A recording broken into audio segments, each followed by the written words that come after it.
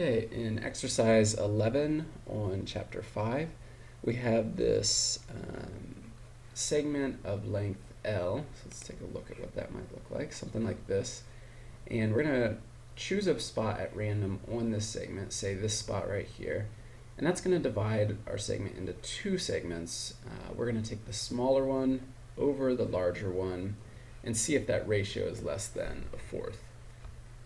So because we can choose any spot, we're equally likely to choose any spot on that segment. We can think of this spot we choose, x being the distance from the beginning to the spot we choose, which we can set this at 0 up to here. So x would just be the distance from, x would basically be the length of the segment on the left, which in this picture is the shorter segment, but you can also think of choosing a spot over here, in which case L minus x would be your shorter segment.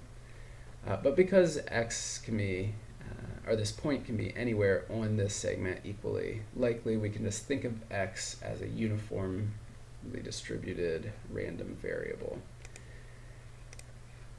So what we're looking for is the probability that the minimum of these two, now keep in mind, because we don't know where the spot we're choosing is going to be. We don't know if the shorter segment will be on the left or the right. So we have to take into account both ratios. We want the minimum of those two, and we want that to be less than 1/4. This is great conceptually, but mathematically it's not as nice. So we mathematically might want to switch and get the complement. So 1 minus, same thing, except now we're looking at greater than 1/4. Notice it's still the minimum, but the minimum is greater.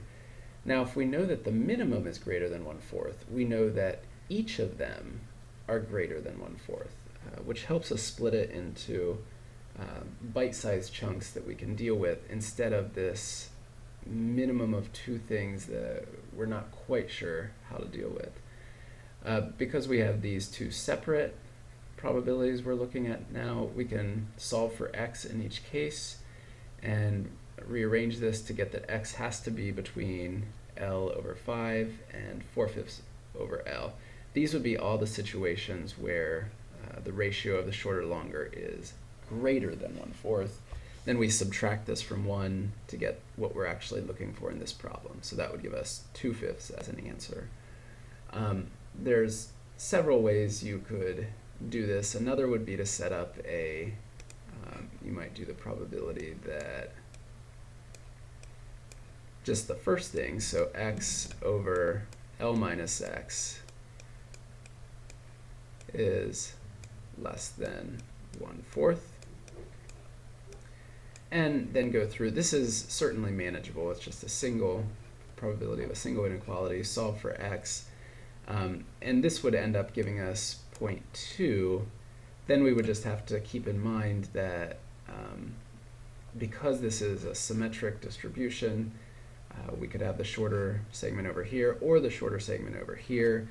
In each case, we'd have a probability of about 0.2 of that happening, or of 0.2 of that happening. So we would double this to get the total answer of 0.4. On number 13, we have this bus stop problem, and you may be able to figure this out somewhat intuitively without even using probabilities or distribution knowledge. But let's go through what it would look like mathematically, because certainly even if you did have an answer that didn't involve probabilities, I would want you to be able to express it in a more rigorous form.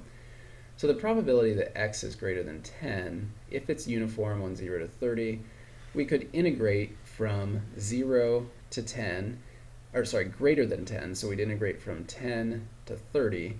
And what would be the function that we were integrating? Well, the function of a uniform is just 1 over the distance, so 1 over 30.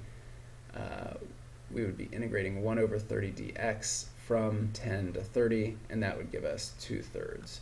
Or, of course, we could integrate from 0 to 10 of the same function and then subtract that from 1. Either one would give us 2/3.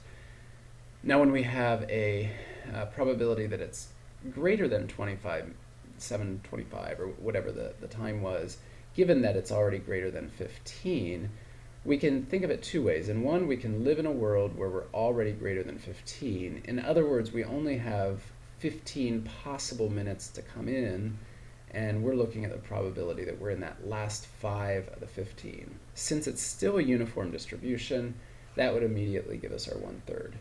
Or we can look at the definition of a conditional probability. So the probability of A given B is the probability of A intersect B. We should have a curly bracket right there. Over the probability of B. On the top, in order to make both of these true, we simply have to make the first one true. As long as we're greater than 25, of course we'll be greater than 15. So we can reduce that intersection down to a single probability there. And then both of these, you can just, because it's in a uniform distribution, you can break it into 30 equal pieces. If you have to be in the top 5, that's 5 out of 30. If you have to be in the top half, that's 1/2. Simplify it down to 1/3.